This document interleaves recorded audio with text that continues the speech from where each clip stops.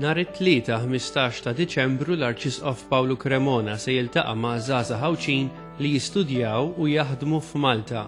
Il-laqgħa li hija organizzata mill-Kummissjoni Żgħażagħ bil-kollaborazzjoni ta' Chaplaincy tal-Università se ssir fil-Kappella tal-Università f'Talqroq.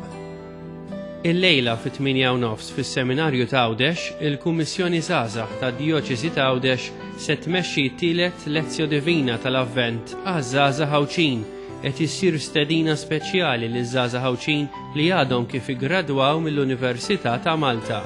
Laqgħa oħra se ssir nhar is-Sibt 19 ta' Diċembru. Nhar il-Ħamis fis-6 ta' filgħaxija l-Arċisqof Pawlu Cremona se jiċċelebra qudiesa u wara jikxef statwa ta' San George Preka fil-Knisja Parrokjali ta' San Gejtanu l-Ħamrun fejn Dun George għatta żożija tiegħu u serva bħala saċerdot. L-istatwa se titpoġġa fil-post fejn kien iqarar u fin-niċċa se titpoġġa wkoll ir-relikwa tal-ewwel Qaddis Malti.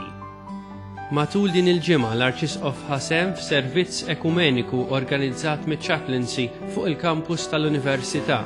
Għal din l-attività attendew ukoll rappreżentanti ta' diversi denominazzjonijiet fosthom Anglikani u Luterani. Huma talbu flimkien biex jiċċelebraw l-imħabba, il-paċi u l-għaqda ta' Sidna Ġesu Kristu.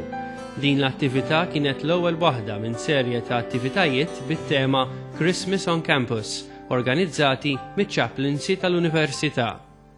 Għal aktar informazzjoni dwar dak li qed jiġri fil-Knisja f'Malta, żur is-sit www.maltadiocese.org.